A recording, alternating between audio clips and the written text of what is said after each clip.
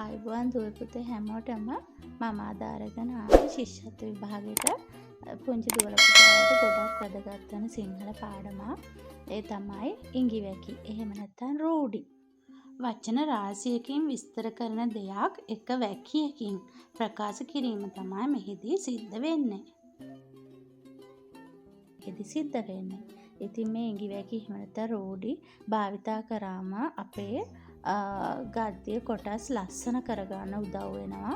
ඒ වගේම මේ වචනවල මතු පිට අදහස නෙමෙයි ඇතුලේ කියවෙන්නේ. ඉතින් දුවල පුතාලා හරියට ඉගෙනගෙන ඉන්න ඕනේ මේ රූඩි නැත්තම් ඉඟි වැකි වල අදහස මොනවද කියලා. 4 සහ ප්‍රාශ්‍රේණීය දරුවන්ට නිර්දේශිත ඉඟි වැකි එහෙම නැත්නම් රූඩි 10ක් තියෙනවා. අපි අද පාඩමේ ඉගෙන ගමු ඒ ඉඟි වැකි 10 සහ ඒ වගේ අදහස මොනවද කියලා.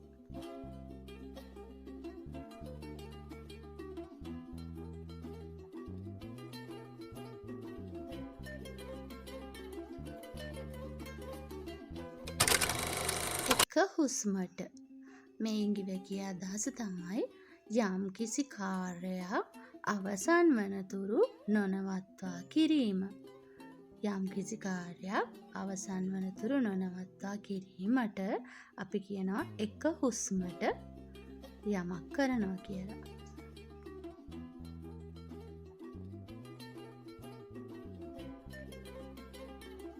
අකුරක් නෑර. අපි බලමු මේ ඉඟි වැකියේ අදහස මොකක්ද කියලා. කිසිවක් අත නොහැර කියවීම සහ කතා කිරීමට අපි කියනවා අකුරක් නෑර කියලා.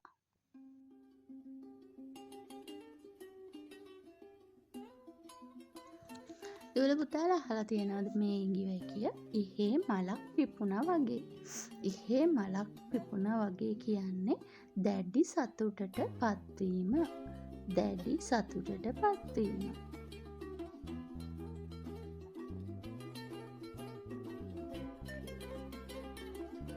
අනෝ නවයෙන් බේරුණා.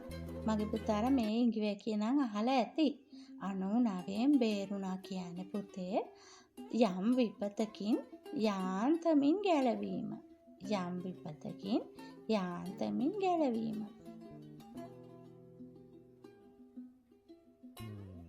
මේ ඉඟි වැකියත් මගේ පුතාලා අහලා ඇති. මොර සූරන වැස්ස.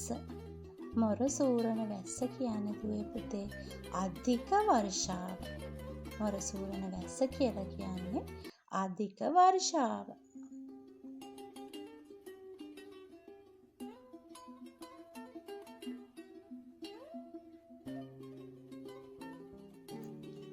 ඊළඟ ඉඟි වැකිය තමයි ඇඟ බේරා ගන්නවා.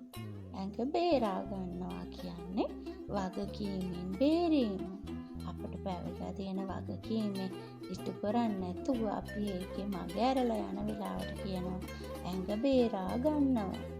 ඇඟ බේරා ගන්නවා. ඒ කියන්නේ වගකීමෙන් බේරීම. හීන් දාඩිය දැම්මා. මගේ පුතාලා මේ ඉඟි වැකියත් අහලා ඇති. හීන් දාඩිය දැම්මා කියන්නේ දැඩිසේ බියටපත් වීම. අපි අධික ලෙස බියටපත් වුණාම කියනවා මට ඒ වෙලාවේ හීන් දාඩිය දැම්මා.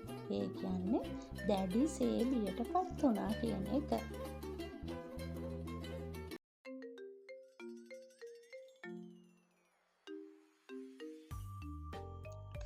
අහසේ මාලිගා.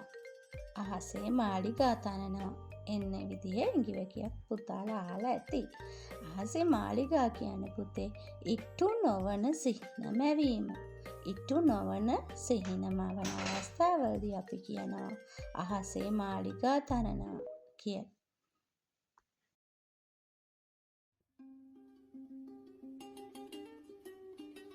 අබමල් රේණුවක්. අබමල් රේණුවක් කියන්නේ පුතේ අබමල ගොඩාක් චූටි මලක්නේ. ඒකේ රේණුව ඊටත් වඩා චූටි. ඉතින් මේ අබමල් රේණුවක් කියන ඉඟි වැකියේ තේරුම තමයි ඊටාම කුඩා ප්‍රමාණයක් කියන එක. අබමල් රේණුවක් කියන්නේ ඊටාම කුඩා ප්‍රමාණයක්.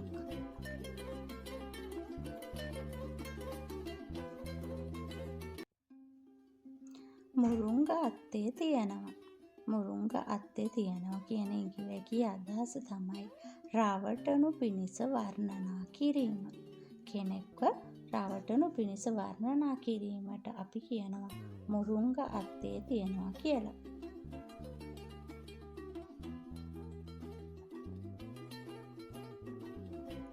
හොඳයි දුව පුතේ අපි ඉඟිවැකි 10 සහ එහි අදහස සාකච්ඡා කරා. ඔයගොල්ලෝ මේ ඉඟිවැකි ඔයාලගේ ගද්‍ය කොටස් රසවත් කරන්න යොදා ගන්න. ඒ වගේම ගද්‍ය කොටස් කියවීමේදී එහි අදහස් තේරුම් ගැනීම සඳහා මෙම පාඩම ප්‍රයෝජනයට ගන්න.